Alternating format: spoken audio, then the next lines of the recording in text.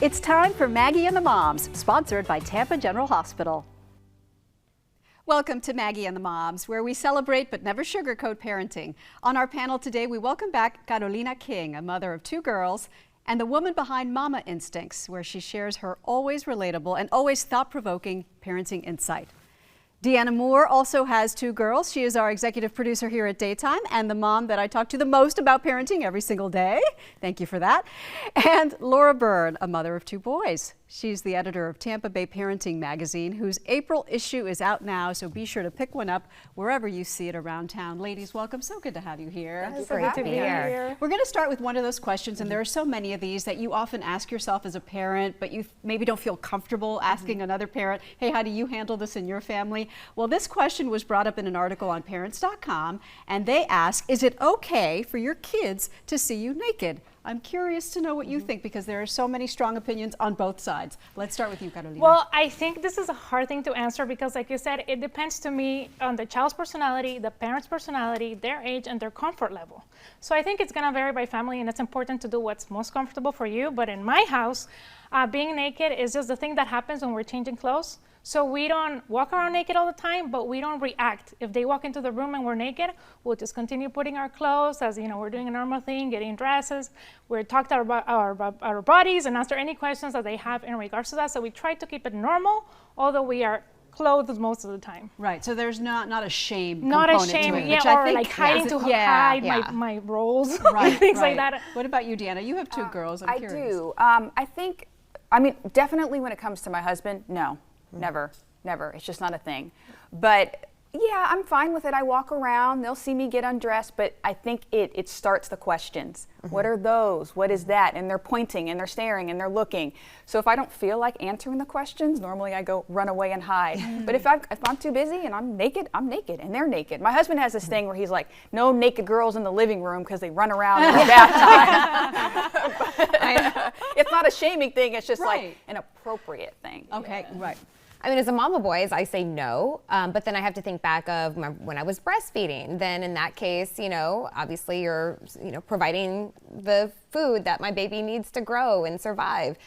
So that was okay in that case. But now that they're 6 and 9, I'm like, for them too, we're like, it was cute when you were a toddler to run around the house naked. It's not okay now.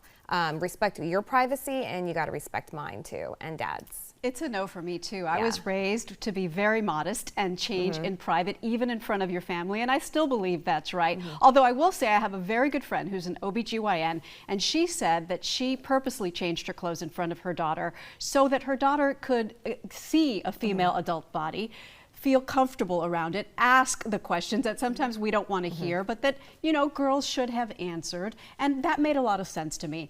So if my daughter walks in on me naked, again, I'm not gonna, react in horror, but I don't purposely change my clothes in front of her. But however, important point, we do talk about the female body all the time. This is the change you should expect. This is normal, because girls need to have those conversations, in my opinion. All right, let's go to topic number 2, and it is the wheel. We're gonna spin the wheel and see what comes up today on our Wheel of Mom topics. Mother knows best. Okay, this one deals with advice that we give our kids. We read an article about perfectionism and the dangers of raising children who are perfectionists, who are only satisfied with perfection and therefore will never be satisfied. Does this happen with your kids, Laura, and how do you deal with it? I saw a hint of it with my oldest son with his school project. They had to invent something that hadn't been invented before, and they actually had to make it. Kind of a doozy of a project, right? So he wanted to get it right. And I can see that sometimes I don't always want to launch with something or go forward with something unless it's like what I think is perfect or close to perfect or almost good at, you know what I mean? And he had a lot of those hesitations, and finally one day he was just like, he was worried about it, and then one day we were putting it together, and right as before he turned in, he's like, Mom, it's not perfect, it's fine. And I'm like, and I was like, oh, thank goodness. On his own? On his own, kind of came to that Very conclusion, nice. because it causes so much stress and anxiety that it's good enough. And you tried your hardest, and the effort, what that article mentioned, the effort is what needs to be celebrated. Amen.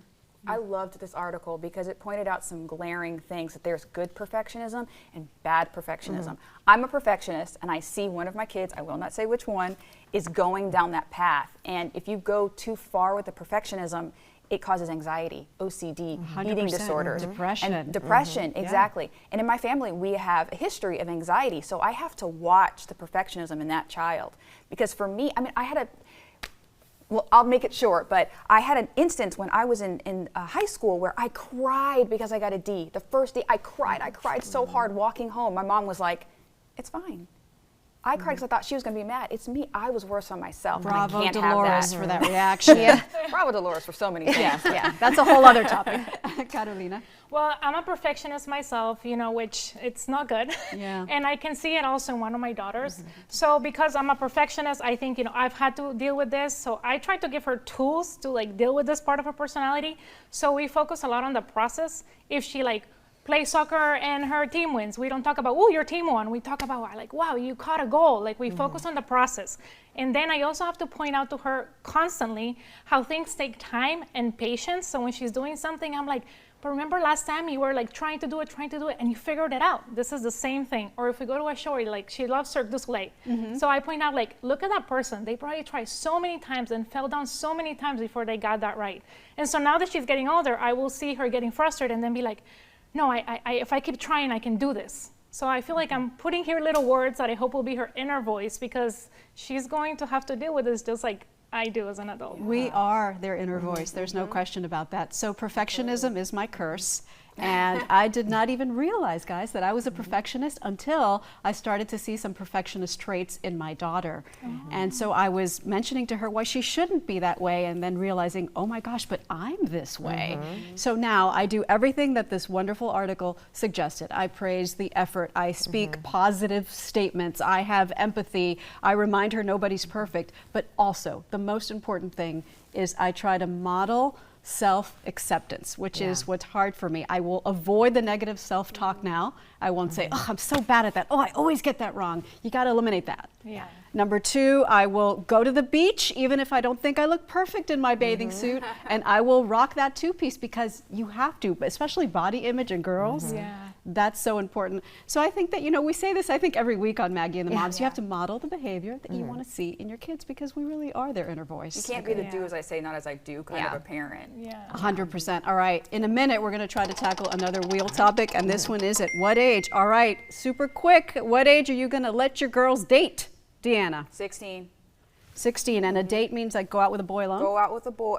Ooh. Okay. Pass. All right. She's going to think about that. Drop that. Laura. I say 16, but it's got to be with a group of friends. And that's how we always kind of did it when I was younger. I don't have an age. I think it's one of those things that we're going to tackle when it comes. I don't want my children to do things behind my back, which I saw when I was a teenager, my friends doing. So I'm going to let them date when they want to, but the boundaries that we'll have around that will vary depending on when they want to start dating. Okay. I have a 16-year-old daughter. 16 is when it starts, but it starts with I'm driving you. You're not driving with the boy. You're not hanging out at a boy's house or with a boy at someone's house. You're going to the movies, you're going to a lightning game, you're going somewhere public, and that's how we start, slow. And also because she's mature enough, which is such an important point. True. Ladies, you're the greatest. Thank you. Thank you. Thank you. Good to have you here. We'll be right back.